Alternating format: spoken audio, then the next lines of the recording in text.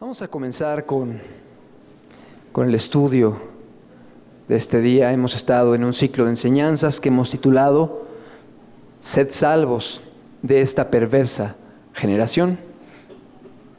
Un ciclo de enseñanzas en el cual hemos estado analizando las diferentes problemáticas y pecados que están actualmente destruyendo a muchas familias, muchos jóvenes, muchos matrimonios, a nuestra misma sociedad. Hemos hablado de pecados como el alcoholismo, la borrachera, las adicciones a diferentes drogas. Hemos hablado de temas como la depresión, el suicidio.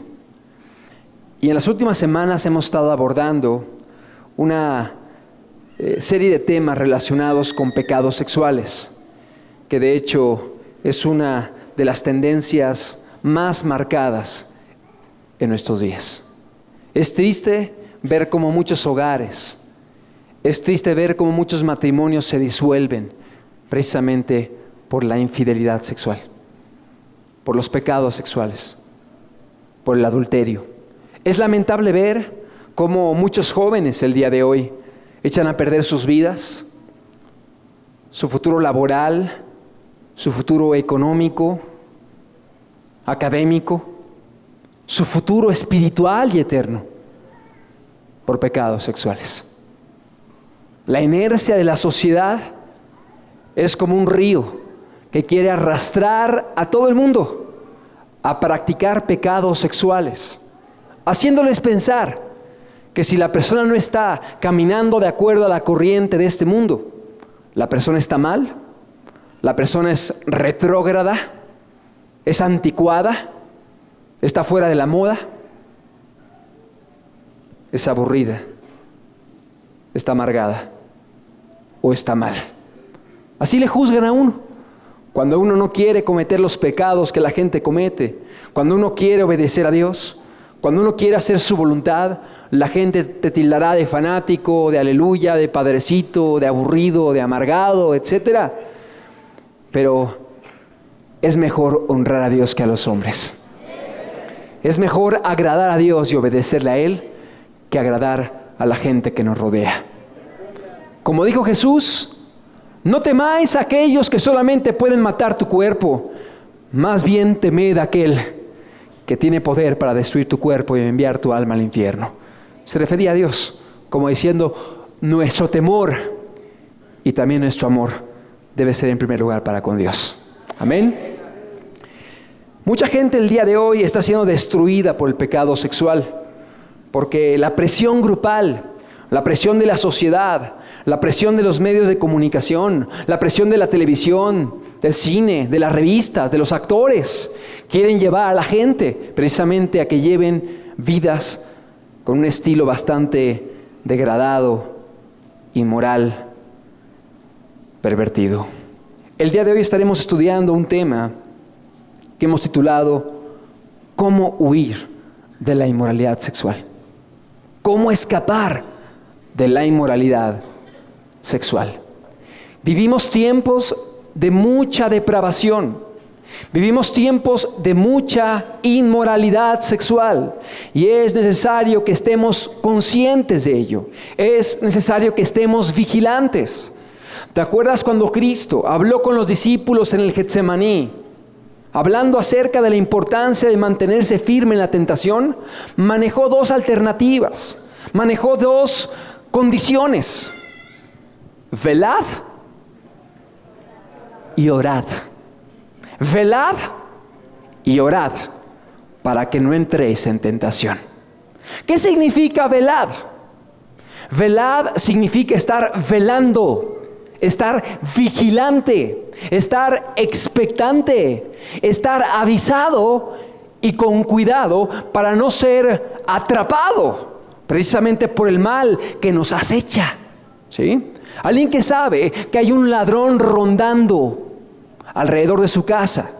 Alguien que sabe que hay un delincuente queriendo entrar a su hogar para destruir a su familia, a su esposa, a sus hijos. ¿Acaso se quedaría dormido? Claro que no. Estaría vigilante, estaría observando, estaría con los 5 sentidos despiertos, sensibles, para poder identificar el momento difícil. Velad y orad, para que no entréis en tentación. Primera condición, el estar avisados, el estar vigilantes, el estar apercibidos, el caminar con cuidado, el fijar cómo es que caminas, los pasos que das, las decisiones que tomas, sabiendo los tiempos que nos han tocado vivir. Velad y orad. Es decir, tiene que ver con una actitud de vigilancia, de cuidado, pero también con una actitud de dependencia en Dios. Amén. De dependencia en Dios. Sabiendo que la gracia de Dios es indispensable para que yo pueda permanecer en la voluntad de Dios.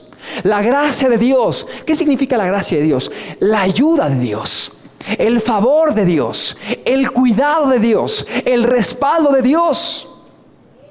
Es indispensable para que una persona pueda permanecer en obediencia, en santidad, sirviendo a Dios y haciendo su voluntad. Entonces comprendemos que hay dos actitudes importantes. La primera, el estar vigilante. Y la segunda, el estar dependiente de Dios. Muy importante, dos puntos claves para poder estar huyendo de la inmoralidad sexual. La palabra de Dios habla acerca de huir en la Biblia y utiliza este término, este concepto en varias ocasiones, y es el término griego phefgo. Huye, phefgo, corre, escapa. Y cuando tú analizas la Biblia, te das cuenta que en muchas de las ocasiones que utiliza este término griego, se refiere precisamente a la actitud de huir de los pecados sexuales. Huye de la fornicación, huí de la fornicación, escapa de ella. Así como José huyó de la mujer de Potifar, huye tú de la fornicación, escapa de ella.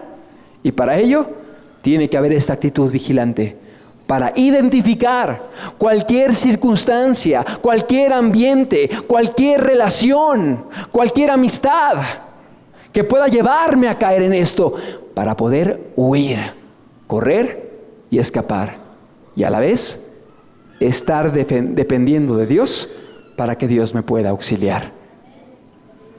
Importantísimo. Tiempos de oscuridad son los que estamos viviendo. El pecado está a la puerta, el pecado está a la mano. Jesús dijo, en los últimos días la maldad se aumentará y el amor de muchos se enfriará. Dos características de los últimos tiempos. Por un lado, la maldad aumentándose, la inmoralidad aumentándose, los pecados exacerbados, desatados, a la par de que el amor de muchos se iría enfriando. Una solemne advertencia hablada por Jesús refiriéndose a los últimos tiempos. El amor de muchos se enfriará. ¿Y a quién se refiere? ¿A los satanistas? ¿A los ateos? ¿A los escépticos? ¿A los que no quieren saber nada de Dios? No, se refiere a la gente que se hace llamar cristiana. Se refiere a aquellos que se dicen pueblo de Dios. Se refiere a aquellos que cargan Biblia. Se refiere a aquellos que levantan brazos y manos en las alabanzas. Se refiere a ellos que el amor de muchos se enfriaría. Por lo cual es importante que nosotros estemos cautelosos, estemos con cuidado. No vaya a ser que la inercia de este mundo, que la influencia de los medios de comunicación, que la influencia de las modas o de las prácticas sociales nos arrastren en contra de los principios sabios y eternos de nuestro Dios. Que esta pueda ser nuestra regla de conducta, la palabra de Dios. Y no lo que dice el mundo, no lo que dicen las revistas, no lo que dicen las modas, sino lo que dice nuestro Dios en su palabra. Sécase la hierba, marchítase la flor, mas la palabra del Dios nuestro permanece para siempre. Para siempre. Está vigente, está actual para nosotros. Y es la regla de conducta que debemos seguir y obedecer. La predicación del día de hoy es una predicación larga. Espero que tengamos paciencia, porque tendremos la oportunidad de ver 2 breves audiovisuales y de estudiar algunos pasajes de la palabra de Dios. Pero me gustaría comenzar leyéndote un folleto que tengo aquí pegado en mi predicación. Lo tengo aquí al frente, está pegado. Es un folleto que está engrapado. Y de hecho este folleto lo recibió un hermano aquí de la congregación, que se lo entregaron en un metro aquí cercano. Un metro precisamente de esta línea del tren férreo que corre casi enfrente de nosotros sobre la calzada Ignacio Zaragoza. Dice de la siguiente manera. Antes de leértelo, déjame explicarte en qué contexto lo recibió. Él iba saliendo del metro y de repente una jovencita se le acercó y se lo entregó en su mano. Él lo aceptó, pero como venía apurado, siguió caminando. Y más adelante comenzó a leerlo. Y cuando lo leyó se quedó helado, como diciendo, ¿es posible que se expongan a esto las jovencitas? Fíjate lo que decía este volante. Dice, hola, soy Carla, chava, guapa, cariñosa, te trato excelente. No importa tu físico, haremos todo, de todo y sin prisas. Háblame, pone un teléfono. Si te doy yo el volante, puedes preguntar lo que sea. 30 pesos por agasajarme, 15 minutos. Ahí donde esté, compruébalo. Ahí estaba la jovencita, repartiendo estos volantes a las personas que iban saliendo del metro. El pecado a la puerta, el pecado a la mano. Yo no me imagino a qué se exponen este tipo de muchachas. Seguramente están bastante bien pagadas y cuidadas también a veces por hombres tan cerca de ellos que la están explotando. Y cuidadas entre comillas, porque la están destruyendo, la están haciendo pedazos. Pero te quería leer este folleto, este volante, para que tú veas cómo el pecado está a la puerta, cómo el pecado está al alcance de las personas, cómo la maldad se ha ido aumentando, cómo el pecado está al alcance de cualquier persona, a una llamada telefónica, a un telefonazo, a un clic de la computadora, en internet, etc. El pecado está a la mano, el pecado está muy cerca y es necesario que seamos vigilantes. Si realmente queremos caminar con Dios, velad y orad para que no entréis en tentación. Son palabras de Jesús, no son palabras mías. ¿Se puede vencer la tentación? Claro que se puede vencer. Pero hay que seguir las indicaciones de Jesús. Velad y orad para que no entréis en tentación. Sé vigilante y depende de Dios para que no entres en tentación. Quiero que veamos 2 videos. Antes de que los pongamos, quiero platicarte un poco acerca de lo que son. Son 2 audiovisuales relativamente cortos, de unos 10-15 minutos cada uno, en los cuales podremos observar las consecuencias, las secuelas del pecado sexual en la vida de las personas. Ya hemos hablado de esto antes, pero como decía el apóstol Pablo en una de las cartas, de hecho es la carta a los Filipenses, no lo busques, solamente te lo leo yo. El apóstol Pablo escribió en una de las cartas a una iglesia, la iglesia de Filipenses. Les dijo, a mí no me es molesto el escribiros las mismas cosas, y para vosotros es seguro. Como diciendo, a mí no me es molesto repetirte algo que ya te dije. Y para ti es más seguro. A veces hay que repetir cosas para que queden grabadas. Porque en ocasiones la influencia del mundo es tan fuerte que te puede llevar a olvidarte de los principios espirituales de Dios. Entonces, aun y cuando ya lo hayamos comentado en este ciclo, los graves riesgos de los pecados sexuales, y hayamos visto aquí diapositivas con fotografías y con presentaciones de los daños que producen los pecados, las adicciones, las fornicaciones, las relaciones sexuales fuera del matrimonio, antes del matrimonio, etc. Vamos a ver estos dos audiovisuales. El primero de ellos es un audiovisual de una mujer que de hecho fue una persona que compitió en esos certámenes vanos de belleza, Miss Estados Unidos, creo que ella fue Miss Estados Unidos. O sea, era una joven bastante atractiva físicamente hablando, que fue deshecha. Toda su vida, sus planes, sus proyectos se vinieron para abajo por el pecado sexual. El otro video igualmente nos habla acerca de esta enfermedad del SIDA, que si bien es cierto que es solamente una de muchas enfermedades venéreas que hay el día de hoy, es una enfermedad muy representativa por los daños que produce, por la destrucción que genera en el organismo del ser humano. Vamos a ver este segundo video, igualmente dura aproximadamente unos 10-12 minutos y nos habla acerca de lo traumático que es padecer enfermedades venéreas, específicamente el SIDA, por causa de la inmoralidad sexual.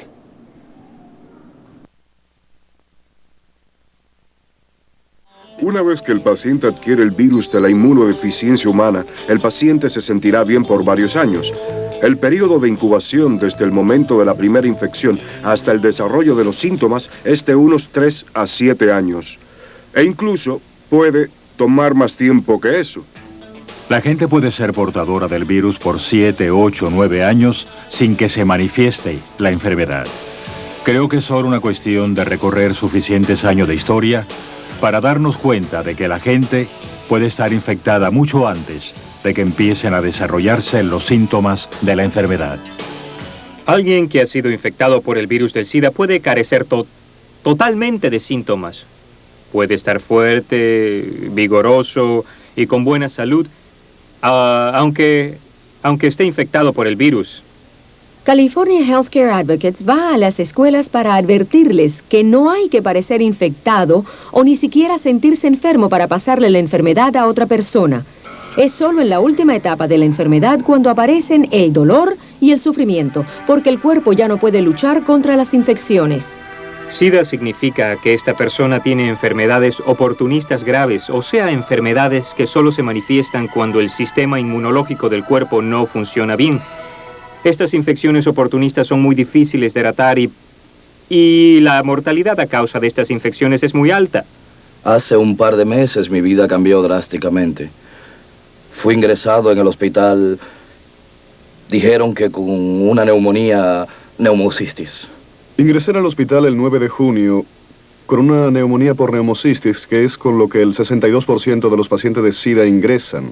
He tenido neumonía por neumocistis. Tengo 3 tipos distintos de cáncer, habiéndoseme extraído un testículo debido a eso. He perdido unos 23 kilos debido a que no puedo comer a causa de las llagas en la boca. Desde entonces se me ha diagnosticado artritis reumatoide y ahora tengo una lesión en el cerebro llamada Toxol. También tengo una lesión en los intestinos. Tengo neuropatía en los pies y piernas. Y temo que otras cosas estén pasando. Y entonces en junio tuve un cáncer espinal, nódulos linfáticos en la espina, que me llevaron a meses de quimioterapia. Las llagas me bajan por la garganta y la infección está por todo mi sistema, incluso en los intestinos. Uno de los problemas es el sarcoma de Kaposi, un tipo de cáncer que afecta los capilares, sobre todo en la superficie de la piel, y desarrolla unas pústulas violáceas con posibles lesiones en las extremidades. Este tipo de cáncer en un paciente que tiene el SIDA es una enfermedad maligna muy agresiva, generalmente fatal en cuestión de 1 mes a 2 o 3 años. Estas lesiones han ido extendiéndose con el tiempo hasta el pie. Empiezan a funcionar como un torniquete. Si comienzan a crecer al otro lado. Antes de ingresar al hospital, vine aquí con una meningitis que aún tengo y no existe cura para mí. Me han hecho transfusiones de sangre, 4 TACs, ultrasonido, diálisis, me fallaron los riñones debido a los medicamentos y también 2 cirugías en el cerebro. El SIDA también puede seleccionar ciertas células cerebrales y crecer dentro de ellas. Los pacientes pueden desarrollar síntomas de demencia, cambio de personalidad, pérdida de memoria, dificultad con los cálculos aritméticos y ese tipo de cosas, puesto que el virus infecta el cerebro, ocasionando inflamación e interrupción de las funciones neurológicas. Si usted tiene SIDA, tiene un gran problema. No va a vivir por mucho tiempo, considerando mucho tiempo, cuestión de meses o de años. Y esto es lo terrible del SIDA. Ya no es como antes. Antes uno se inyectaba penicilina si adquiría una enfermedad venérea. Pero ya no es así. No hay inyección que pueda salvarte. Si tienes SIDA, estás muerto. Lo que más me preocupa del SIDA es que hasta ahora no tiene cura. Hasta ahora, nadie ha sobrevivido a un SIDA totalmente desarrollado. El saber que no voy a vivir para ver la realización de todos los sueños y esperanzas que he tenido es de veras muy duro. Son muchas las veces que me despierto durante la noche y estoy llorando, me despierto llorando y muchas otras veces también, hasta lloro durante el día. Sabiendo que voy a morir y a morir de una muy dolorosa y horrible muerte.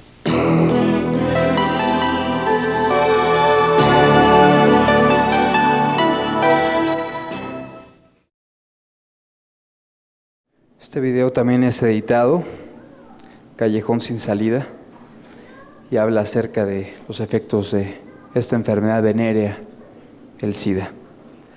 Y como vimos en la primera proyección, una sola ocasión bastó para poder ser infectados y para poder ser destruidos.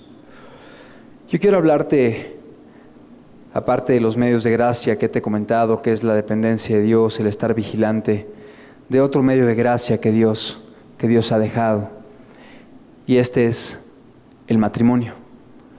Dios diseñó el matrimonio. Dios es el que instituyó este pacto, esta institución que es una institución divina.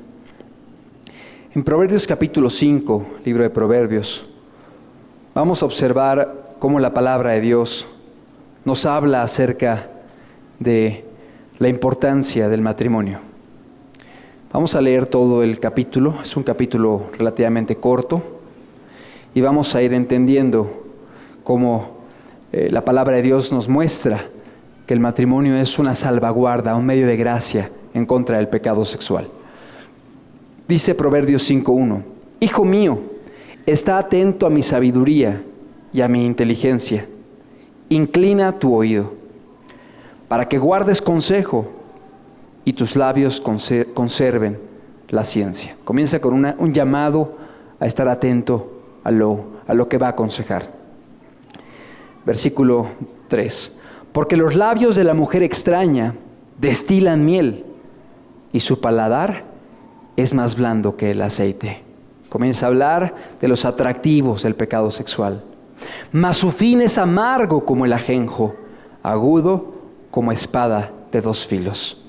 Sus pies descienden a la muerte, sus pasos conducen al Seol. Sus caminos son inestables, no los conocerás si no considerares el camino de vida. Habla de las consecuencias del pecado sexual. A pesar de que es atractivo inicialmente, las consecuencias son destructivas. Verso 7. Ahora pues, hijos, oídme, Y no os apartéis de las razones de mi boca. Aleja de ella tu camino, y no te acerques a la puerta de tu casa. Y no te acerques a la puerta de su casa, para que no des a los extraños tu honor, y tus años al cruel. No sea que extraños se sacien de tu fuerza, y tus trabajos estén en casa del extraño. Y gimas al final cuando se consuma tu carne y tu cuerpo. Y gimas al final cuando se consuma tu carne y tu cuerpo. Lo que veíamos en la proyección. Y digas, ¿cómo aborrecí el consejo? Y mi corazón menospreció la reprensión. No oí la voz de los que me instruían, y a los que me enseñaban no incliné mi oído. Casi en todo mal he estado, en medio de la sociedad y de la congregación. Vamos a dejar hasta aquí un momento sin quitar el acetato para entender el estilo literario que está utilizando aquí Salomón, que es el autor de este proverbio. Está hablando acerca de una advertencia y comienza citando la inmoralidad y el pecado sexual. Y de repente, a medio capítulo, después de hablar acerca del pecado sexual, de las consecuencias, de los riesgos, de los peligros, comienza abruptamente, o sea, de repente, a hablar del matrimonio. Vamos al versículo número 15. Dice, bebe el agua de tu misma cisterna y los raudales de tu propio pozo. Se derramarán tus fuentes por las calles y tus corrientes de agua por las plazas. Sean para ti solo y no para los extraños contigo. Sea bendito tu manantial y alégrate con la mujer de tu juventud. Como sierva amada y graciosa gacela, sus caricias te satisfagan en todo tiempo, y en su amor recréate siempre. Volvemos a hacer aquí un alto, sin quitar el acetato. Aquí el autor de los proverbios lo que hace es, después de haber hablado del pecado sexual, de sus daños, sus riesgos, sus consecuencias, comienza a hablar del matrimonio. Mete como un apartado del matrimonio y habla acerca de la libertad que hay dentro del matrimonio para el contacto, la comunión, el amor, etcétera, entre los cónyuges, entre los esposos. Y una vez más vuelve a brincar al tema de la infidelidad sexual. Vamos al versículo número 20, dice, ¿y por qué, hijo mío, andarás ciego con la mujer ajena y abrazarás el seno de la extraña? Porque los caminos del hombre están ante los ojos de Jehová, y él considera todas sus veredas. Prenderán al impío sus propias iniquidades, y retenido será con las cuerdas de su pecado. Él morirá por falta de corrección, y errará por lo inmenso de su locura. Termina diciendo el autor de Proverbios que es una locura y las secuelas y las consecuencias finales del pecado sexual. Pero el estilo literario que utiliza aquí Salomón es un estilo literario en forma de X, lo que se conoce como un quiasma o giasma, donde comienza hablando de un tema y termina hablando del mismo. Pero en la parte central hay un apartado muy importante que tiene que ver con el matrimonio. O sea, inicia hablando de la fornicación, del adulterio, luego habla del matrimonio en la parte central y termina hablando de la fornicación y del adulterio. Como que quiere resaltar la parte central que tiene que ver con el matrimonio como un medio de gracia, como una salvaguarda para no caer en el pecado sexual. Cuando decimos un medio de gracia, nos referimos a una alternativa que Dios ha brindado para que la persona no caiga en pecados sexuales. Existen muchos estudios que se han llevado a cabo acerca del matrimonio y prácticamente todos los especialistas que tienen ética confirman y coinciden que el matrimonio beneficia al ser humano. Es decir, las personas que viven en un ambiente familiar siempre estarán en mejor condición que las personas que carecen de una familia, que carecen de un hogar que está funcionando adecuadamente. Hay una estudiosa, especialista y consejera familiar. De hecho, es una de las más prestigiadas o reconocidas consejeras familiares a nivel mundial. Se llama Laura Schlesinger. Esta mujer es una mujer de origen judío, es norteamericana, pero ella hizo un estudio acerca de los beneficios de las personas que viven en matrimonio con relación a las gentes que viven en unión libre. A ver, quiero que entendamos bien el estudio.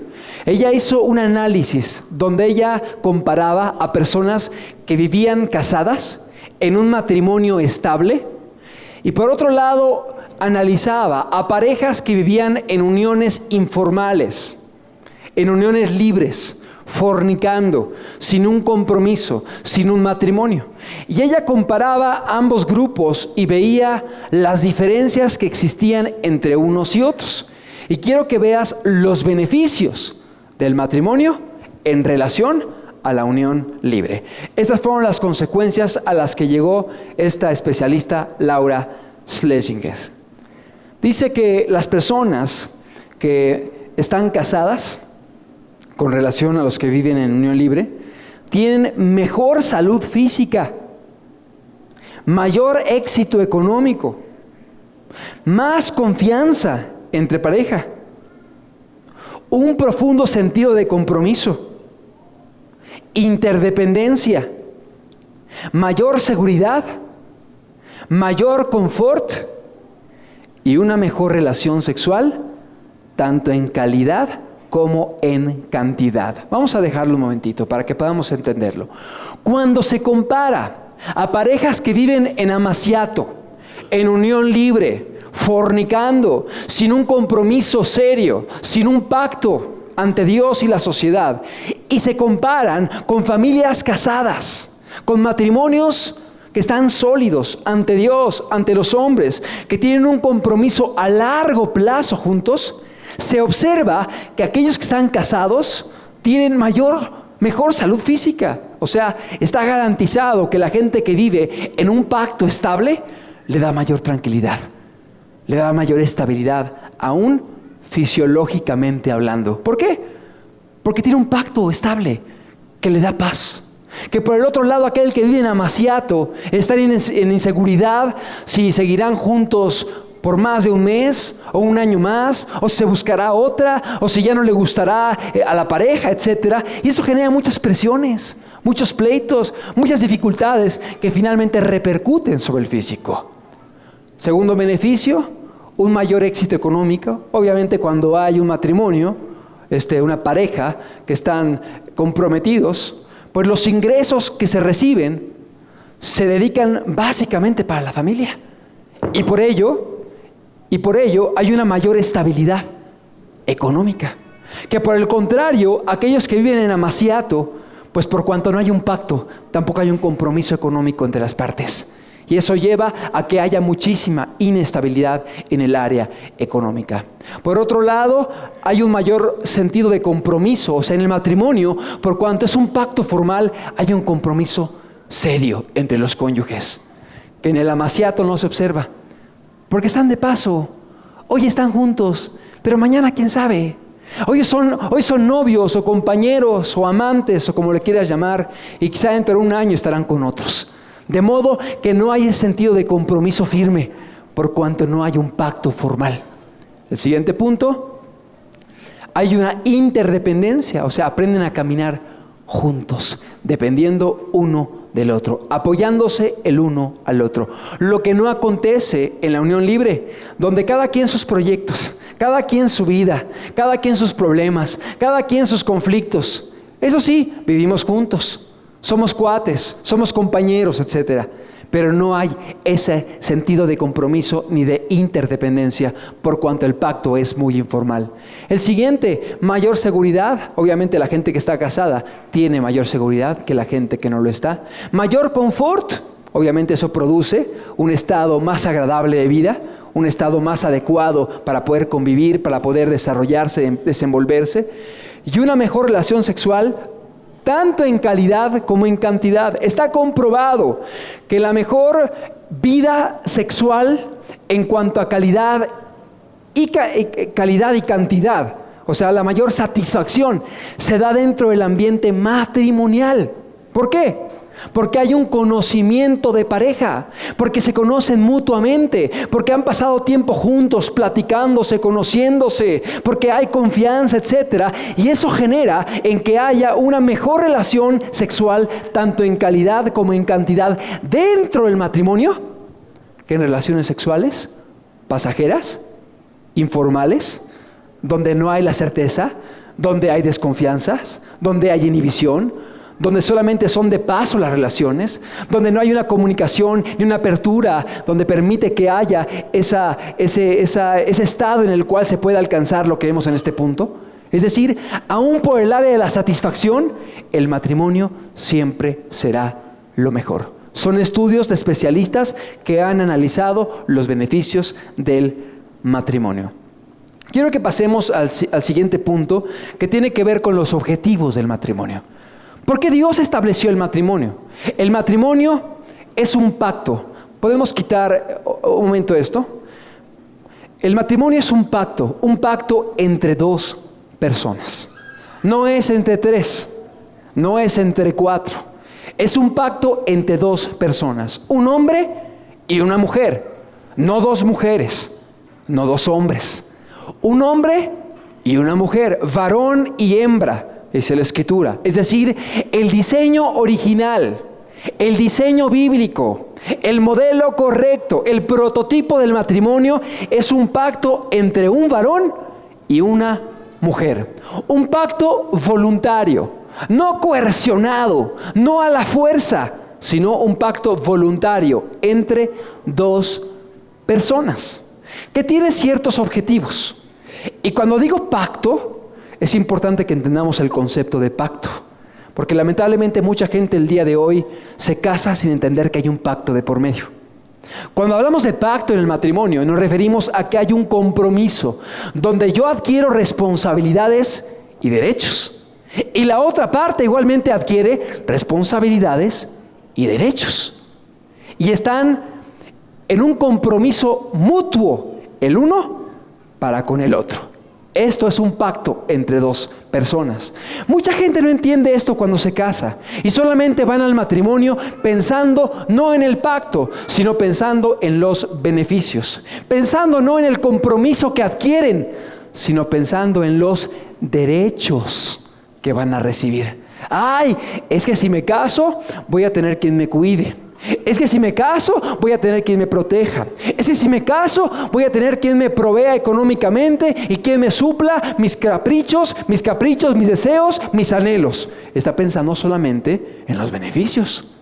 O por el otro lado hay gente que dice, es que si me caso voy a tener quien me escuche. Si me caso voy a tener con quien tener vida sexual. Es que si me caso voy a tener una amistad o etcétera. Pero no piensan en voy a tener que dar, voy a tener que entregar, voy a tener que ser responsable, voy a tener que cuidar, sino que mucha gente se casa solamente pensando en los beneficios, en los derechos y no pensando en las responsabilidades que uno adquiere cuando se une en esta unión o en este pacto ante Dios y ante los hombres. ¿Cuáles son los objetivos del matrimonio? Vamos a enlistar 4 objetivos. Hay muchos más, pero vamos a iniciar citando 4 objetivos principales del matrimonio. En primer lugar, el primer objetivo es compañía mutua. Compañía mutua. Voy a leerlos todos, porque aparecieron todos a la vez. Entonces voy a leerlos todos y luego vamos a ir explicando uno por uno. Compañía mutua, el segundo es complemento mutuo, el tercero es procreación y formación de hijos, y el cuarto es satisfacer necesidades afectivas y físicas. Son 4 objetivos, los cuales vamos a citar. Hay más objetivos seguramente, pero queremos citar 4 objetivos principales del matrimonio. Repetimos, primer objetivo, primer propósito del matrimonio, compañía mutua. Segundo propósito, complemento mutuo. Tercer propósito, procreación y formación de hijos. Cuarto propósito, satisfacer necesidades afectivas y físicas. Ahora vamos a ir entendiendo uno por uno. En primer lugar está la compañía mutua, para lo cual vamos a ir al libro de Génesis en el capítulo 2, en el versículo número 18. Génesis capítulo 2, verso 18, dice de la siguiente manera: y dijo Jehová Dios, no es bueno que el hombre esté solo, le haré ayuda idónea para él. No es bueno que el hombre esté solo, le haré ayuda idónea para él. La Biblia dice que no es bueno que el hombre esté solo. El hombre es creado como un ser de sociedad, un ser que necesita vivir en comunión con otras personas, un ser que si vive solo, que si vive en un desierto solitario, caería en depresión, caería en problemas emocionales, mentales, espirituales. Porque Dios nos creó como seres de sociedad, seres de comunidad. Y lo natural es que busquemos involucrarnos, relacionarnos en un círculo social. De modo que el matrimonio es precisamente el lugar idóneo para que el ser humano pueda desenvolverse en un ámbito social adecuado. A través del matrimonio, el hombre puede desenvolverse socialmente, tener una vida en sociedad, tener amistad con personas que tienen los mismos proyectos de vida, los mismos intereses, y hay una compañía mutua, hay una relación mutua de amistad, de fraternidad, de convivencia.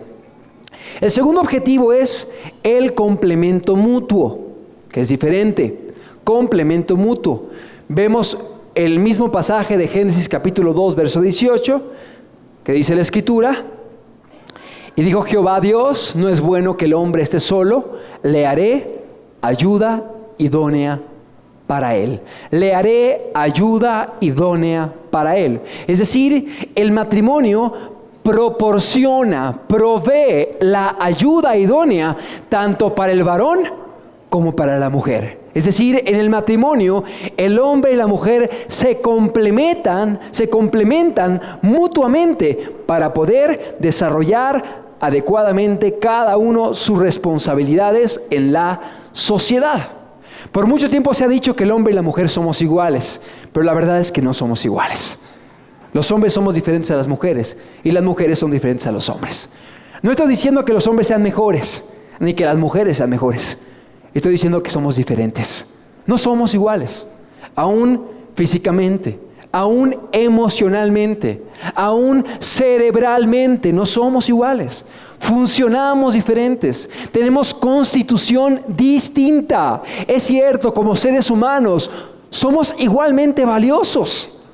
Ninguno es mayor que el otro en cuestión de valor, pero en cuestión de características, en cuestión de constitución, sí somos distintos. ¿O acaso te pregunto, somos diferentes? ¿O somos iguales? ¿Has visto tú a un hombre embarazado? Pues no es normal, ¿verdad? No es común. Son las mujeres quienes se embarazan. Y así pudiéramos citar muchas otras cuestiones que son particulares de hombres o de mujeres. No somos iguales. Y el hombre y la mujer se complementan en el matrimonio para poder estar llevando a cabo las labores y las responsabilidades de una manera adecuada. Está comprobado aún científicamente, por medio de estudios profundos, que aún emocionalmente el hombre y la mujer no somos iguales. El cerebro se divide en dos lóbulos, dos hemisferios, y está comprobado que el hombre en ambos hemisferios tiene, más bien en un lado tiene muy definida la razón y en el otro lado tiene muy definidos los sentimientos. O sea, el hombre puede disociar, separar muy bien sentimientos de razón. La mujer es diferente. La mujer tiene sentimientos en un lado y en el otro lado tiene sentimientos y razón. O sea, también tiene razón, pero está unida con los sentimientos. De modo que a la mujer le es más complicado disociar sentimientos de razón. Por lo general, la mujer tiende a ser más sentimental que el hombre. Eso no quiere decir que sea inferior o mejor. Es diferente. Y es necesario que la mujer sea así. Por la labor que desempeña en el hogar, con los hijos, por el cariño que debe brindar a sus hijos, por la atención, por el cuidado, etc. La labor de la madre requiere ese tipo de constitución para poder estar llevando a cabo sus obligaciones. De modo que en el matrimonio el hombre y la mujer se complementan para poder desempeñar su labor en la formación de los hijos, en la educación de los hijos, en la labor académica, en la en el trabajo laboral, etc., en todos los ámbitos de la sociedad. El siguiente objetivo que veíamos es la procreación y formación de los hijos. O sea, el matrimonio es el lugar idóneo para procrear hijos. No en las fornicaciones, no en las relaciones sexuales prematrimoniales, no en el adulterio fuera del matrimonio. No, el mejor lugar para procrear hijos es el matrimonio, donde hay un padre y donde hay una madre. Está comprobado que los hijos que son formados en matrimonios donde el padre y la madre caminan juntos en un pacto en favor de los hijos. Se prendió de repente el monitor.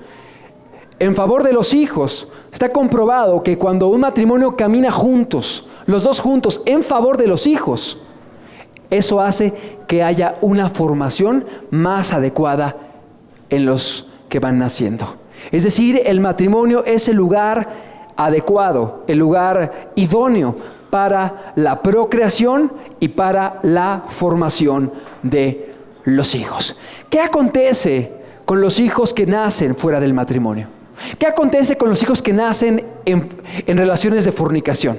Por ejemplo, una jovencita y un jovencito que sin tener una madurez emocional, ni física, ni intelectual, ni espiritual, mucho menos, tienen relaciones sexuales y de repente viene un ser humano. ¿Qué va a pasar con ese niño?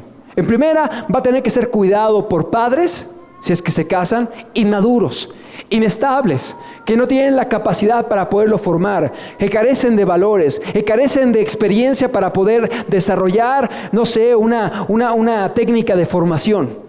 No solamente eso, en muchas ocasiones ni siquiera se casan. Y el joven se acaba yendo, la muchacha se queda sola. Una de dos, o ella se queda cuidando a su hijo, o finalmente la deja al hijo con la abuela, con su madre, y se va a seguir estudiando o a seguir trabajando.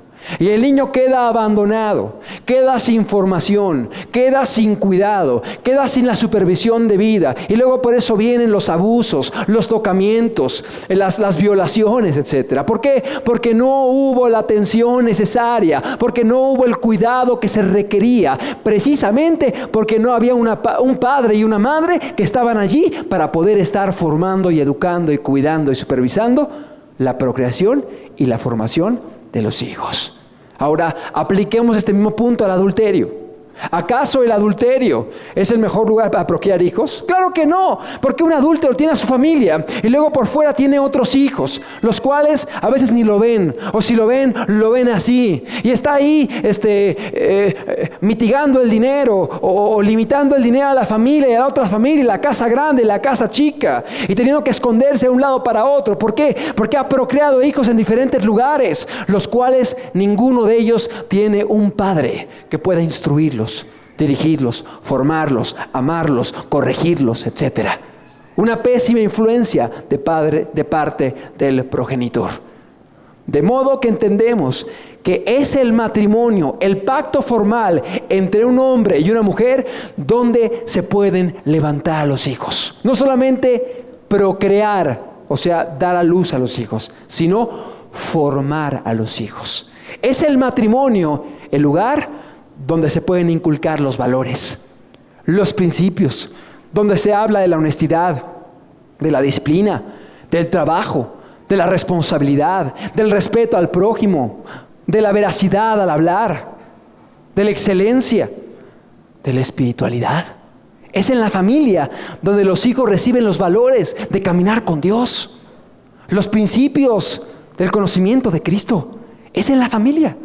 De modo que el matrimonio es el mejor lugar para que los niños sean procreados y para que los hijos sean formados. Aquí quiero volver a enfocarme a esta estudiosa del comportamiento familiar, la consejera familiar Laura Schlesinger, y vamos a ver cuáles son las ventajas que ella encontró entre hijos que provienen de una familia que está compuesta por un padre y una madre y están funcionando correctamente, con relación a hijos que vienen de hogares disueltos, de hogares disfuncionales, donde no está papá, donde papá se fue, donde papá no se quiso hacer responsable nunca, donde el padre es el gran ausente, o donde la madre igualmente comete el error de abandonar a los hijos, de dejarlos con la abuela, de dejarlos en la guardería, de dejarlos en una casa, etcétera. ¿Por qué? O dejarlos encerrados en casa.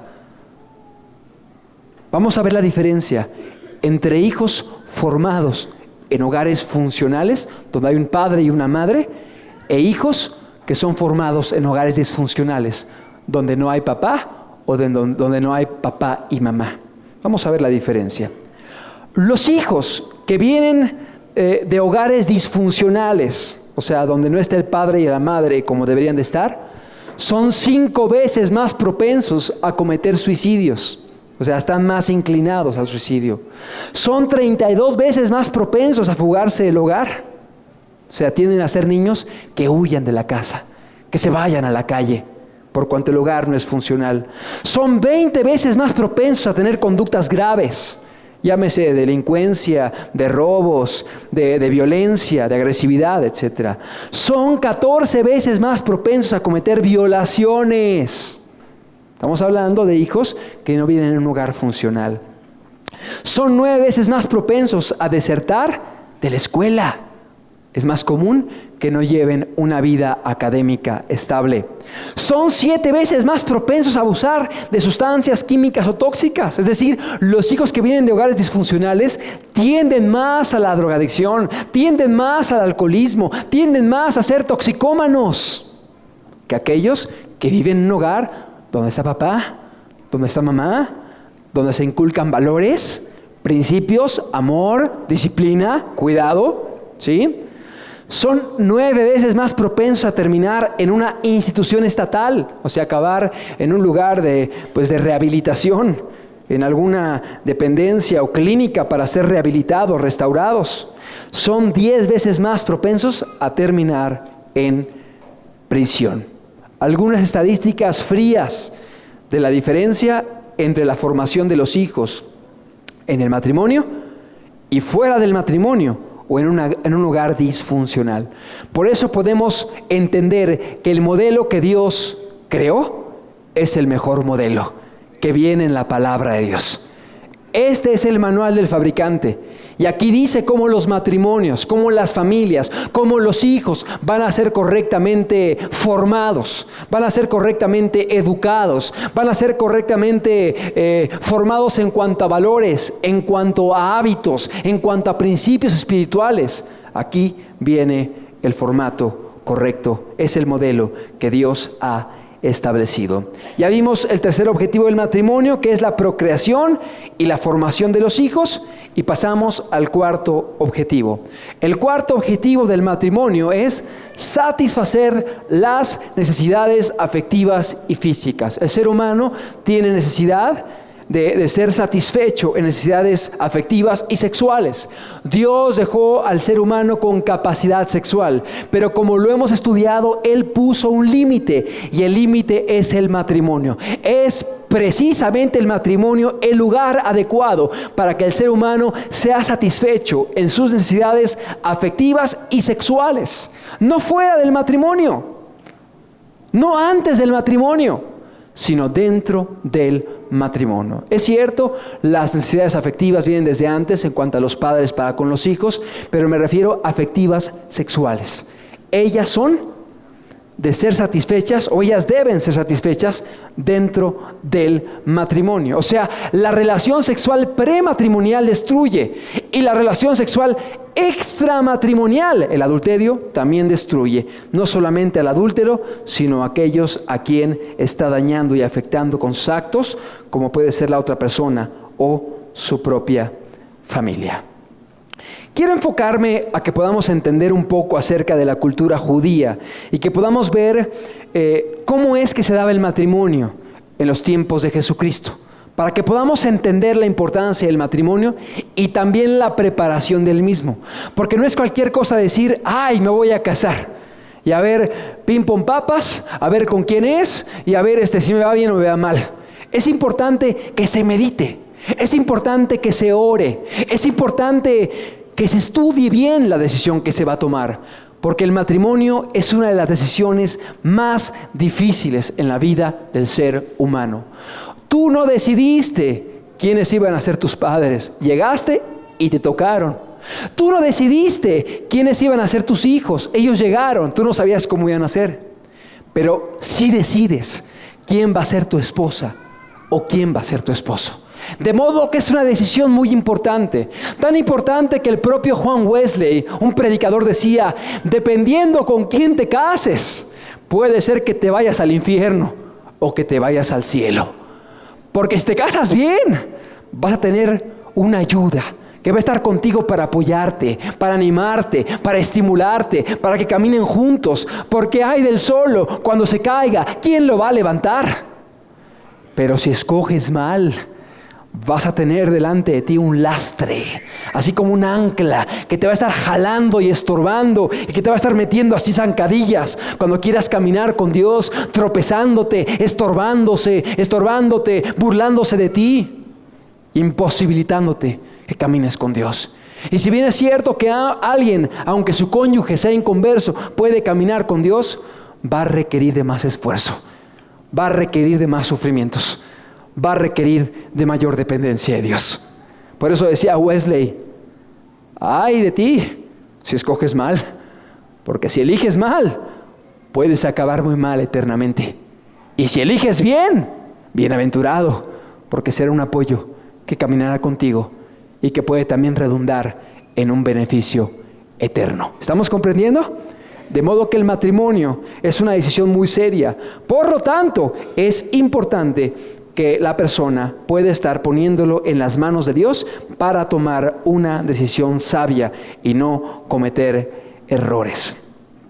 Los judíos acostumbraban casarse y lo siguen acostumbrando, pero antes del matrimonio venía un pacto previo que se le conoce como el desposorio. El desposorio no es igual que el noviazgo del mundo, porque quiero que lo sepas, que la Biblia no habla de noviazgo a la usanza de nuestra sociedad. No habla de noviazgo como acostumbran el día de hoy en las preparatorias o en las secundarias o ya en las primarias inclusive. No habla de eso. Eso no está considerado en la Biblia. Eso es algo de la sociedad corrupta que el día de hoy ha querido ensuciar, enturbiar todo lo perfecto y puro que Dios ha creado. La Biblia no habla de noviazgo al estilo de la sociedad o del mundo. En la Biblia de lo que se habla es del desposorio.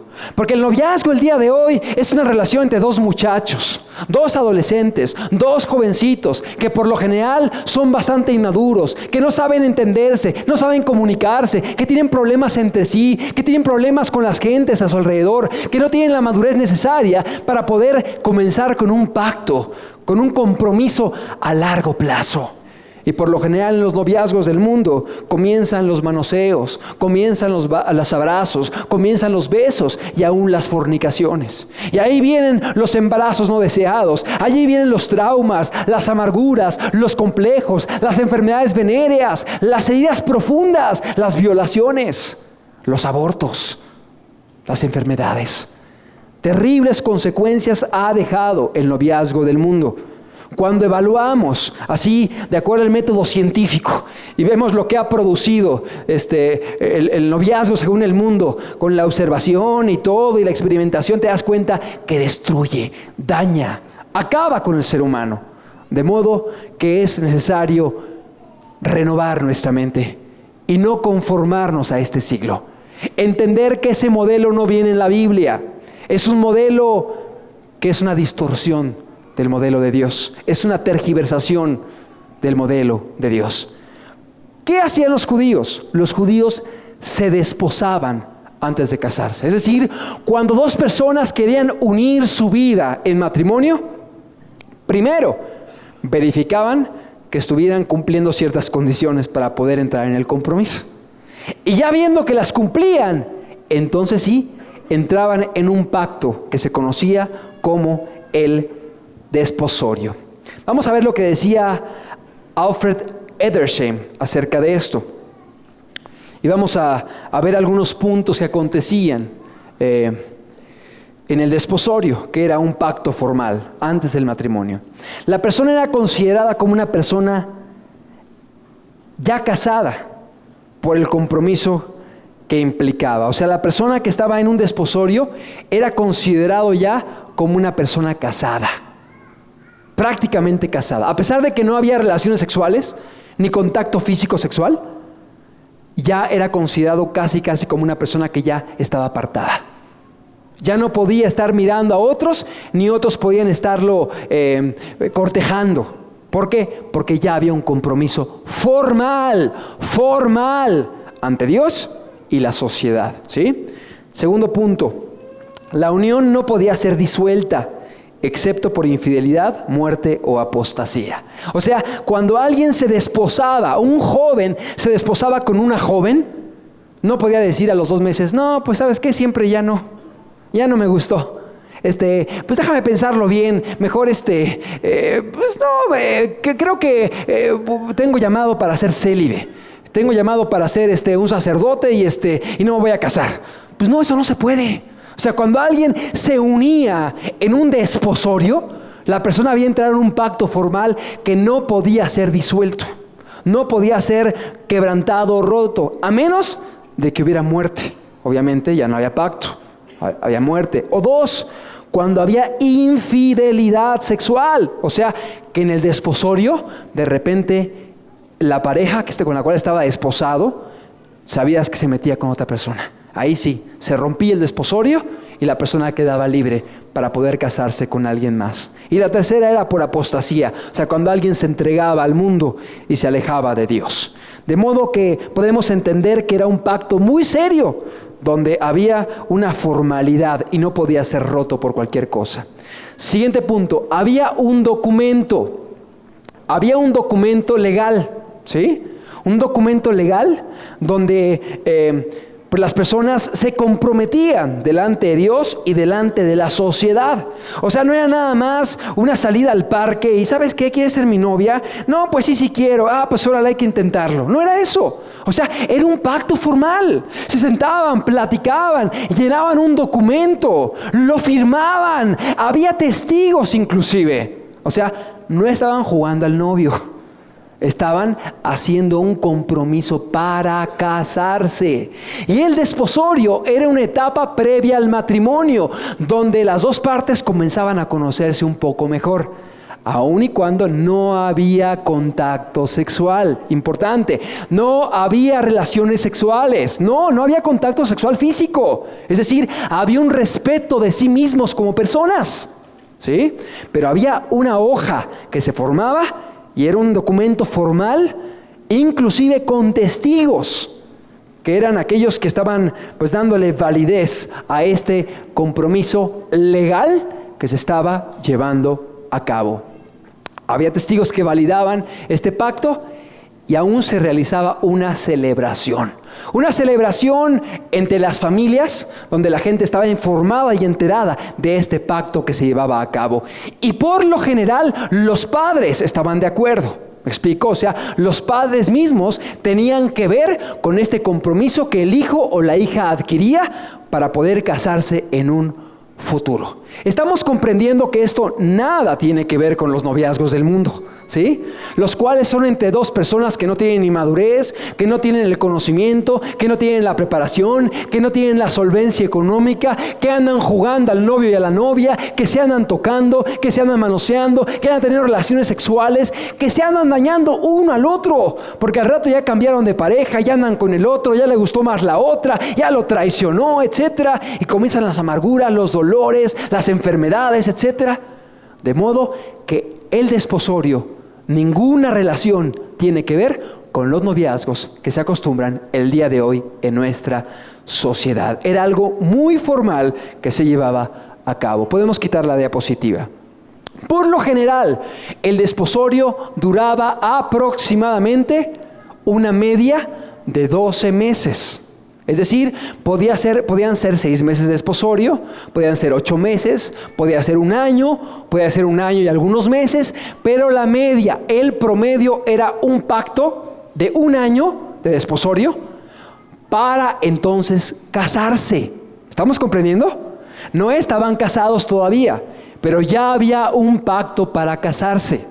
Ya había un compromiso formal, el cual solamente podía ser quebrantado por la muerte de uno de los dos, por la infidelidad, porque lo traicionara, o por la apostasía, porque se iba al mundo, porque no quería saber nada de Dios, porque comenzaba a adorar a dioses de otros pueblos, etc. De modo que era un pacto muy serio, muy formal ante Dios y ante la sociedad. Y recalco, no había contacto físico sexual, es decir, no habían besos, no habían abrazos, no había el estarse tocando, no habían relaciones sexuales para nada. Tanto vemos ahí que María y José estaban desposados, ¿verdad? ¿Sí te acuerdas? Los padres de Jesús. María y José estaban desposados, pero María seguía siendo virgen. ¿Sí? Seguía siendo virgen. ¿Por qué? Porque en el desposorio no hay contacto sexual. Hay respeto de las personas. Es cierto, comienzan a convivir más, comienzan a platicar más, hablan de proyectos, de planes, comienzan a conocerse afectivamente, sentimentalmente, con una amistad más estrecha, preparándose para el matrimonio.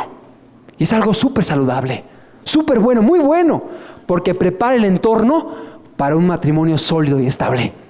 Dios es sabio. ¿Cuántos dicen amén? Dios es sabio y por eso Él lo diseñó de esa forma. No hay contacto físico, se respetan mutuamente. Y María era virgen todavía. Y María fue virgen hasta que se casó con José. Y luego dejó de ser virgen porque se casó. Eso de la virginidad perpetua es un mito, eso no es cierto.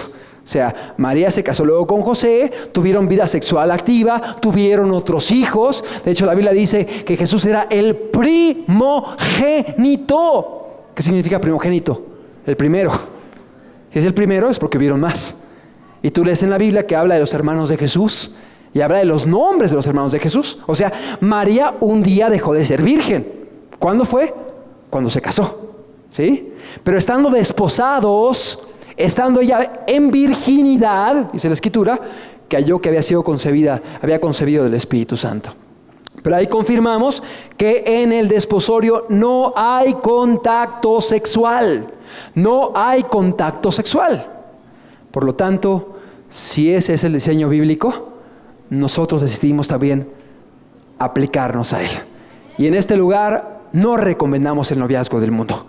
Recomendamos que si dos jóvenes que están en condiciones para casarse y quieren hacerlo, se comprometan primero con seriedad, con responsabilidad, y después de eso, entonces sí, que puedan entrar en un matrimonio. ¿Cuáles son los requisitos para que una persona pueda entrar en un desposorio? Por lo general se recomienda, en primer lugar, pues que sean cristianos ambos. Amén. Porque si no, pues si no hay cristianismo, pues van a haber problemas. Si uno es cristiano y el otro no es cristiano, es unirse en yugo desigual. Y eso no es correcto ni es bíblico. Pon tú a un buey a jalar una yunta y son muy buenos, son muy útiles, son muy fuertes. Pero ponlo con un burro. ¿Qué va a pasar? Pero está el burro así, frenándose, ¿no? Y el otro jalando por acá y el burro por aquí, frenándolo. Y el otro, en lugar de poder caminar para adelante, va a empezar así a doblarse a la derecha. Y se van a cansar, se van a lastimar, se va a romper la yunta. Pues es lo mismo. Si hay un convertido y un inconverso, pues eso va a pasar. De modo que Dios dice, si te vas a casar con alguien, cásate con alguien que ame también a Cristo Jesús. Cásate con alguien que también quiera caminar contigo, junto con Dios, junto con el Señor, para unirse, no solamente para buscar derechos y beneficios, sino para la gloria de Dios, para poder servir a Cristo, para poder levantar una descendencia que glorifique al Señor, hijos que sean piadosos. ¿Me explico? De modo que una recomendación es que haya primero cristianismo y que haya madurez espiritual en ambos, o sea que tengan una estabilidad básica, una estabilidad espiritual básica. para que puedan estar uniéndose. ¿Qué más se recomienda? Se recomienda también que haya una madurez física en ambas partes. O sea, no recomendamos el matrimonio de personas que aún están en desarrollo físico, porque igualmente no tendrán desarrollo intelectual debido. Entonces, un desarrollo físico maduro, un desarrollo o una estabilidad intelectual, emocional, y también una estabilidad espiritual. Otra recomendación más para que gente entre al desposorio es que el varón tenga solvencia económica, porque ahí está pensando en el matrimonio, no, que me quiero casar y es que me gusta mucho fulanita y todo, pues ni siquiera termina la prepa, o sea, y no tiene trabajo, no tiene casa, no tiene ingreso, ¿con qué le va a dar de comer? ¿Con qué la va a vestir? Van a venir hijos, ¿de dónde va a sacar para los pañales? ¿Sí me explicó? O sea, es una idea, es una ilusión, es una utopía lo que trae en la cabeza. De modo que se recomienda que para entrar en un desposorio haya madurez física, madurez emocional, estabilidad espiritual y solvencia económica de parte del varón. Y entonces sí, se entra en un pacto formal que, como lo vimos, es algo muy serio. Por lo tanto hay que pensarlo bien, hay que razonarlo, hay que ver cómo es la otra persona, hay que meditar en su comportamiento, en su piedad, en su forma de vivir, etc. De hecho es muy curioso, pero para los judíos habían básicamente tres cosas en que se fijaban en las mujeres para poder tomar una decisión. Una era la espiritualidad, otra era la gentileza y la tercera es la modestia. O sea, buscaban que la cónyuge fuera gentil, fuera modesta y fuera espiritual. Son 3 de los requisitos que buscaban los judíos para poder tomar esta decisión. De hecho, los judíos decían, por lo general son 4 razones por las que la gente se casa. Si podemos poner la diapositiva. Son 4 razones por las que la gente se casa. Y decía, la primera es por pasión. Y decía, está mal esta razón. La segunda causa es buscando riqueza. También está mal. La tercera causa es buscando honor, por honor. Incorrecta también. Y la cuarta causa, y la única correcta, es para la gloria de Dios. ¿Sí? Para eso alguien debe casarse, buscando levantar el nombre de Dios, buscando servir a Dios, buscando levantar hijos que glorifiquen a Dios, que sean gente de bien, gente piadosa, gente útil a la sociedad, gente útil para el reino de los cielos. ¿Sí? 4 causas: por pasión, por riqueza, por honor o por gloria, por la gloria de Dios. Y la única correcta es la cuarta causa. Y decían los judíos, ¿cuáles son las consecuencias de casarse por estos propósitos? Vamos a ponerlos. Los que buscaban nada más la pasión, los hijos serían tercos y rebeldes. Lo que decían. O sea, aquellos que se casan por pasión van a engendrar hijos tercos y rebeldes. Aquellos que se casan buscando riqueza van a encontrar miseria. ¿Sí? Ay, tiene buen estatus. Ay, trae carro. Ay, trae esto. Y buscando nada más el dinero, ¿qué van a encontrar? Miseria. Eran lo que decían los talmudes ahí judíos. Los que buscaban honor iban a encontrar destrucción de su descendencia. Los que buscaban nada más el honor iban a encontrar destrucción de su descendencia. Y aquellos que buscaban la gloria de Dios, ellos iban a preservar el nombre de Dios. Como diciendo, ellos van a ser los que van a continuar con la obra de Jesucristo en la tierra. Ellos van a ser los que van a continuar esparciendo las buenas nuevas de salvación. Yo quiero estar en la cuarta. Y espero que también tú, que busques glorificar a Dios con tu casa, con tu familia. Y si eres un joven, si eres un adolescente, tranquilo, espérate a que llegue el momento en que estés en condiciones para entrar en un pacto. Primero busca caminar con Dios.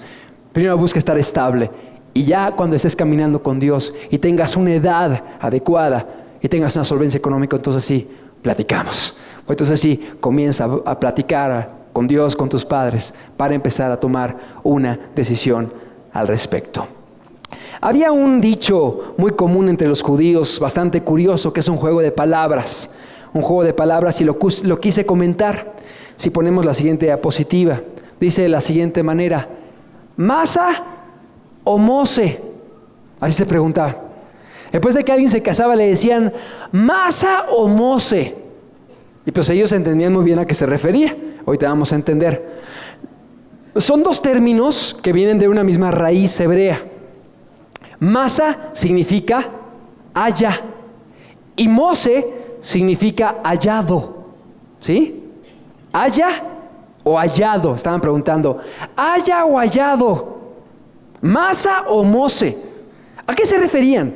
Cuando decían masa, se referían al Proverbio 18:22 que dice: el que haya esposa, halla el bien y alcanza la benevolencia de Jehová. O sea, masa, ¿hallaste el bien? ¿Hallaste la benevolencia de Jehová? O sea, ¿tomaste una buena decisión? ¿Realmente la bendición de Jehová está contigo, con tu esposa? ¿Masa o Mose? ¿Qué era Mose? La siguiente.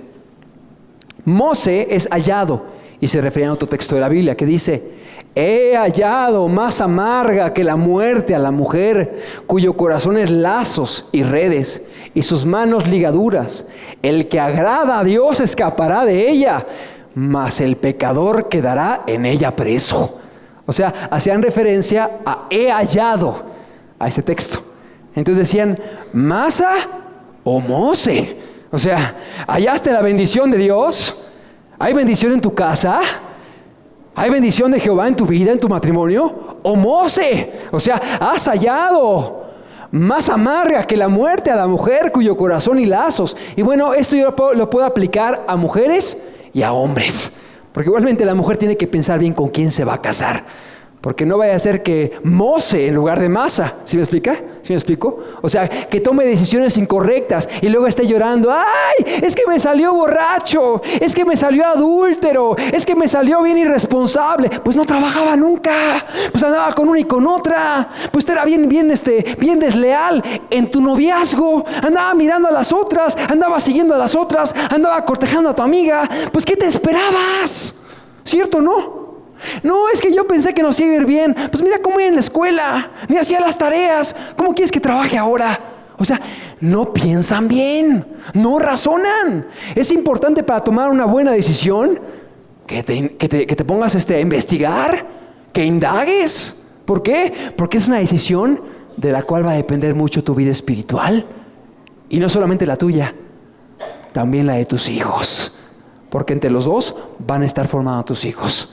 De modo que qué importante es que antes de que des el paso, si eres joven, que puedas pensarlo bien, que puedas pedir la ayuda de Dios, que puedas buscar la dirección de Dios, que puedas orar para que Dios te confirme lo que Él quiere para tu vida, pero sobre todo que estés caminando con Dios tú y que busques a alguien que también esté caminando con Dios para que caminen juntos sirviendo a Jesucristo. Y si el día de hoy has llegado a Cristo, a Dios, ya casado o casada, y tu esposo o tu esposa no han querido caminar con Dios, pues tómate fuerte de la mano de Dios. Lamentablemente no conociste esto antes. De cualquier forma, tú eres responsable de las decisiones que tomaste en el pasado. Pero hoy puedes conocer a Dios y Él te puede ayudar. Te puede ayudar para tratar con tu esposo o con tu esposa, para que el día de mañana también vengan a los pies de Cristo. Pero no cometas el error de casarte conociendo a Dios con alguien que no es convertido, porque es diferente a que alguien llegue ya a Cristo casado, a que alguien se case con un inconverso ya conociendo a Cristo. Es un gravísimo error. No es que voy a casar y ya casado la convierto, ya le predico la palabra y vas a ver que vamos a tener ahí nuestros cultos y todo. ¿Y qué pasa? Que al rato ya los dos están bien desanimados, nadie quiere caminar con Dios, se perdió todo. No os unáis en yugo desigual con los incrédulos. Quiero terminar este estudio citando un último pasaje. Perdón, faltan dos. 1 Corintios 7:8.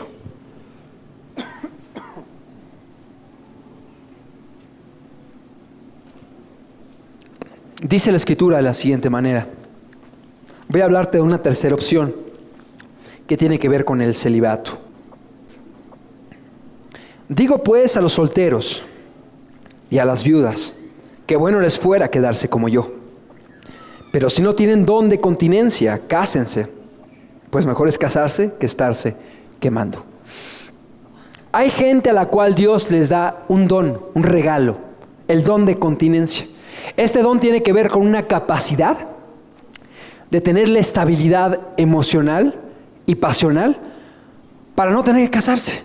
Porque quieren quizá servir a Dios como misionero o como misionera o en un proyecto de casa, hogar, o sirviendo quizá con niños o niñas de la calle, y dicen, es que si me caso no voy a poder servir a Dios con libertad. Y Dios entonces da el don de continencia, donde la persona tiene la capacidad de sentirse con victoria diaria sobre los deseos sexuales. O sea, no tiene tentaciones exacerbadas, no tiene pasiones desbordadas en esa área, no tiene la inquietud desordenada del matrimonio, sino que está tranquilo o tranquila y ve la gracia de Dios para caminar en soltería. Y quiere servir a Dios así. Eso se conoce como el celibato, que viene de la mano con el don de continencia que Dios da. No todos tienen este privilegio, este llamado.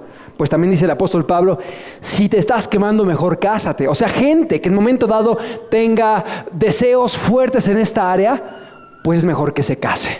Pero obviamente cuando tenga los requisitos y las condiciones para hacerlo. La madurez, la estabilidad, todo lo que vimos hace un momento. Pues es una decisión muy seria, la cual implicará muchas consecuencias buenas o malas en las vidas de las personas. Hemos visto, concluyendo el día de hoy esta enseñanza, hemos visto varios medios de gracia. El primero es velar, ¿sí? El segundo es orar, depender de Dios. Mi comunión personal con Dios es importantísimo para estar con la fortaleza espiritual, para poder permanecer en estabilidad. Aquel que no busca a Dios, no espere que Dios le ayude. Pero aquel que busca a Dios, que ora a Dios, que depende de Dios, te aseguro algo, Dios te va a ayudar. Dios va a estar contigo, Dios te va a fortalecer. Entonces, primero, velad, vigilante, cuidadoso, aléjate de gente que te pueda dañar, aléjate de medios que te puedan dañar, aléjate de cualquier cuestión que pueda ensuciar tu mente, afectarte, televisión, revistas inadecuadas, etc.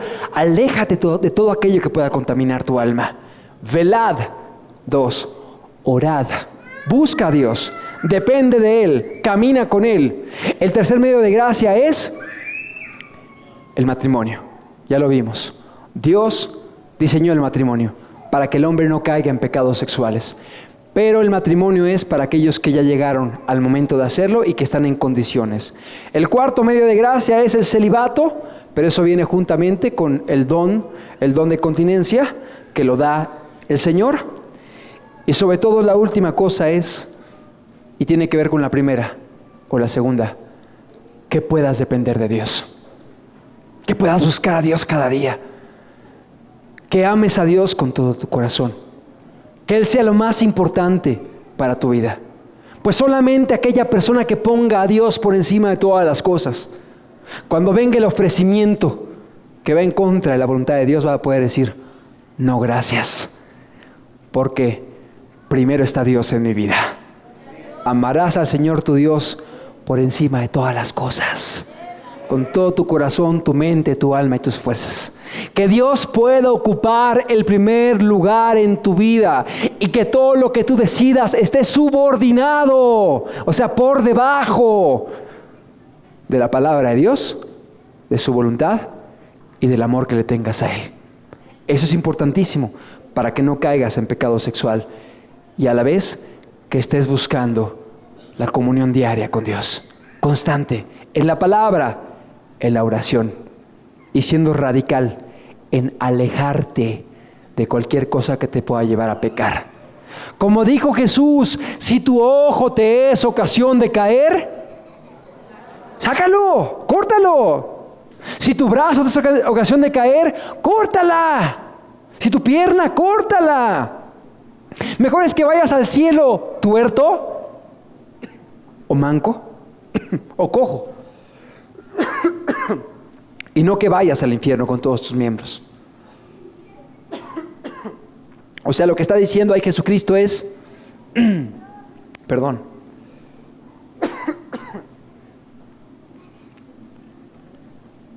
lo que está diciendo Jesucristo es, cualquier cosa que te pueda llevar a pecar, aléjate de ella, córtala, toma decisiones radicales, no juegues con fuego, no te arriesgues, no tientes a Dios, sé radical, sé radical. Cuando yo conocí a Dios, yo tenía una relación de noviazgo con una muchacha. Decidí caminar con Dios y acabé con eso inmediatamente. Inmediatamente. Teníamos planes, que para casarnos habíamos comprado cosas. Acabé con eso. ¿Por qué? Porque ella no quiso caminar con Dios. Y primero estaba Dios. Y hablé con ella y le dije, si tú no quieres ser cristiana, yo no puedo seguir con el compromiso que yo tenía contigo. Obviamente, si ella hubiera querido ser cristiana, nos hubiéramos alejado en cuanto a contacto y hubiéramos tenido un desposorio para casarnos. Pero ella no quiso caminar con Dios. Con permiso, primero está Cristo, primero está Dios. Y luego vino a mi mente un engaño. Predícale, ponte a ayunar por ella, ora mucho por ella, arrebátale. Ahí estaba yo, Señor, en ayuno, Señor, dámela, Señor, sálvala. Y ahí llorando en la madrugada, y un día Dios me dijo, ¿por qué me la pides? ¿Para mí o para ti? Y me quedé así. Sí es cierto, Señor, si había egoísmo en mi corazón. Dije, Señor, la pongo en tus manos. Yo voy a caminar contigo. Yo voy a caminar contigo. Y voy a ponerte a ti en primer lugar de mi vida. Se acabó. Comencé a caminar con el Señor. Finalmente ella nunca quiso caminar con Cristo. No sé más de ella. Y espero que un día ella conozca a Jesús y que se salve. Pero yo estoy hoy caminando con Jesús y con una familia. Y soy feliz. Y soy feliz. Pero hay un terrible engaño. Tú ve y gánala, y tú ve y predícale, si no se va a perder, etc. Espérame tantito. Si hay sentimientos de por medio, si hay pasiones de por medio, si ya se despertó algo entre los dos, tú no eres la persona más idónea para ir a predicar. Mejor mándale un cassette con un tercero, o mándale a alguien que le predique, pero tú busca a Dios y camina con Cristo. No juegues con fuego. Es decir, si tu ojo te es ocasión de caer, córtalo. Aléjate de cualquier cosa que te pueda llevar a pecar en contra de Dios.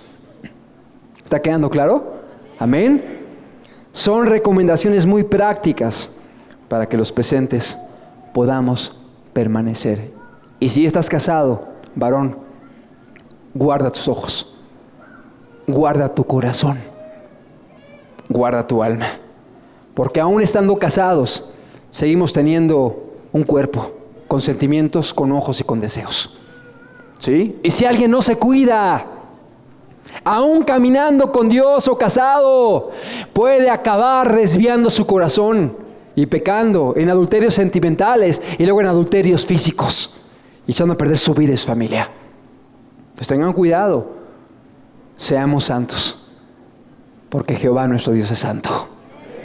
Seamos santos, porque el Espíritu Santo nos anhela, nos cela ardientemente. Y si Él es un Dios santo, su pueblo también debe ser santo. En una ocasión, Dios sacó de una ciudad que estaba muy corrompida a un hombre llamado Lot. Lo sacó de Sodoma y de Gomorra. De Sodoma lo sacó. Ahí estaba Lot con su esposa y con sus hijas. Y lo sacó de allí y le dijo, huye, huye, escapa, porque viene la maldición, porque viene el castigo sobre Sodoma, escapa y huye. Y Lot salió corriendo con su esposa y con sus hijas.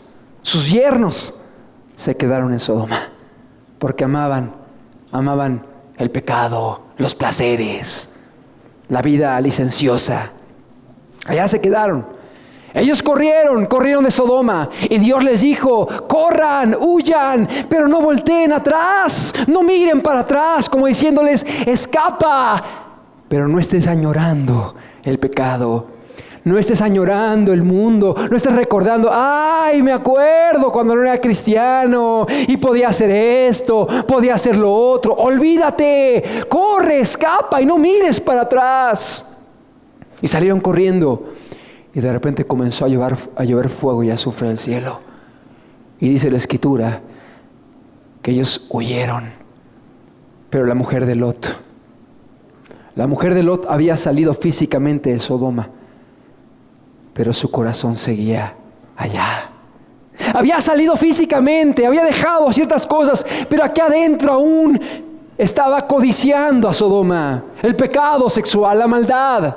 Y dice la Escritura que cuando iban huyendo, la mujer de Lot volteó a ver la ciudad de Sodoma como diciendo: ¡ay, lo que estoy dejando! ¡Ay, lo que se queda allá atrás! ¡Ay, los placeres, los amigos, las fiestas, las borracheras, etcétera!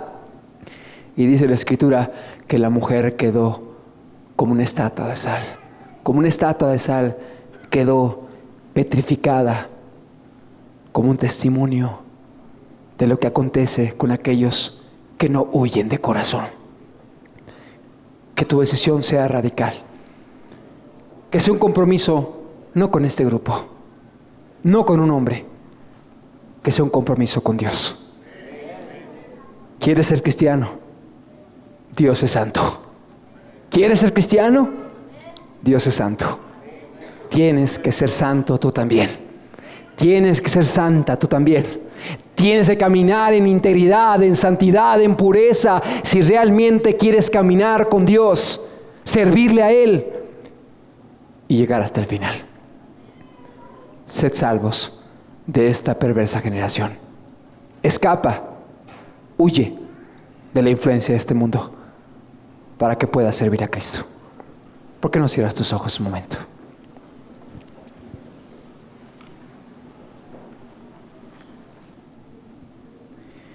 Dios está buscando un pueblo santo. Un pueblo que le ame, que le sirva, que le obedezca. Santidad a Jehová.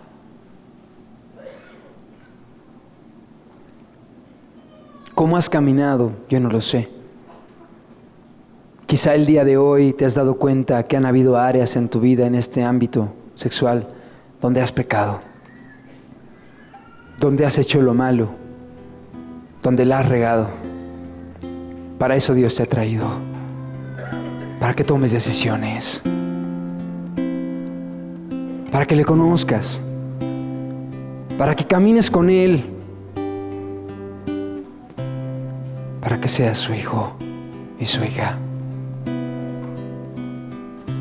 Santidad a Jehová. Dios es un Dios santo y desea que tú también seas santo. Haz un compromiso de caminar con Él, pero un compromiso firme, un pacto entre tú y Dios. Hoy hemos hablado de diferentes medios de gracia para poder permanecer. Sé vigilante, sé cuidadosa, sé cuidadoso. Depende de Dios. Búscale. Ora. Depende de Cristo. No juegues con fuego.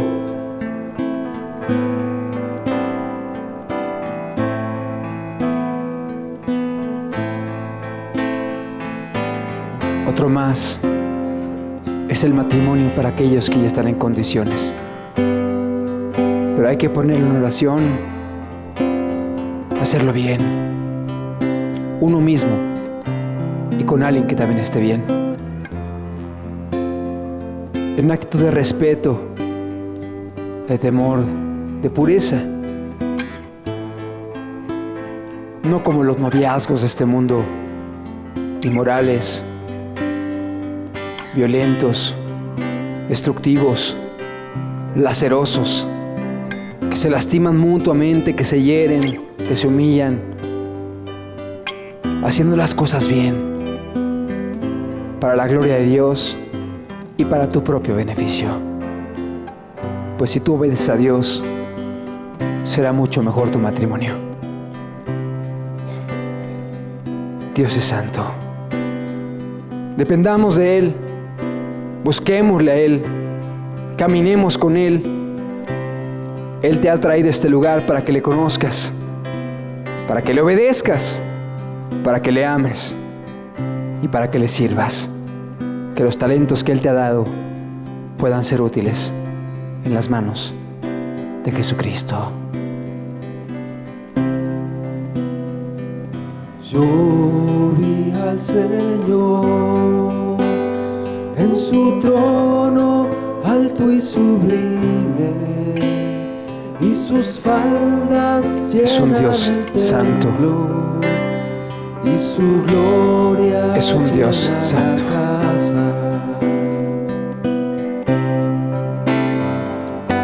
Yo vi al Señor en su trono alto y sublime, y sus faldas llenan el templo, y su gloria llena la casa. Santo, santo, Él es santo.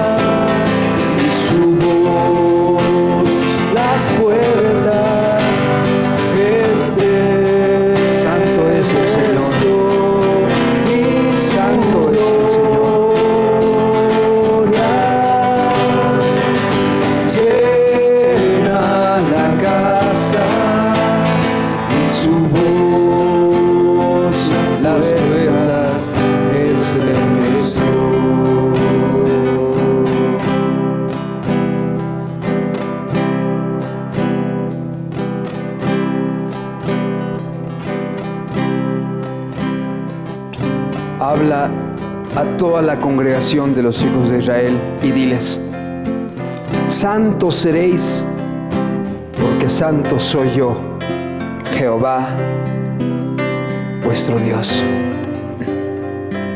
Él es un Dios santo y merece que tú y que yo podamos caminar de esta forma en santidad. ¿Y qué es la santidad? Sino la obediencia, la consagración, el amor a Dios, el servicio, el apartarnos del mundo para servirle a Él, para amarle a Él, para caminar con Él. Santo, santo, santo.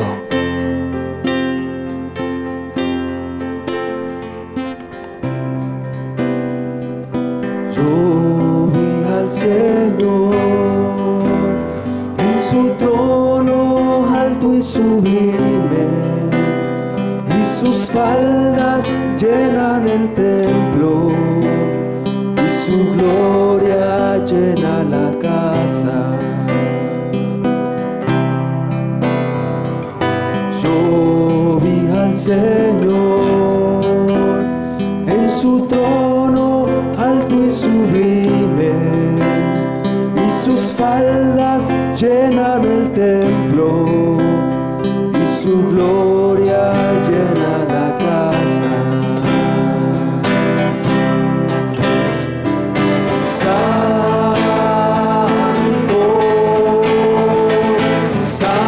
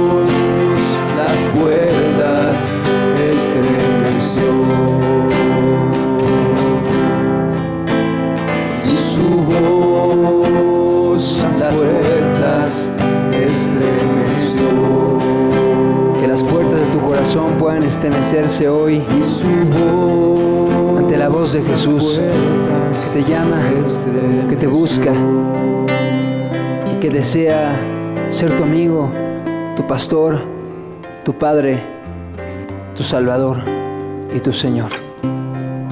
Caminemos en santidad con Dios. Caminemos en obediencia y consagración. Caminemos con responsabilidad y con temor, sabiendo los tiempos que nos han alcanzado y que debemos poner la palabra de Dios por encima de cualquier norma de conducta que quiera establecer la sociedad, no conformando nuestros pensamientos a este siglo, sino a la palabra de Dios. Gracias, Dios, por tu palabra.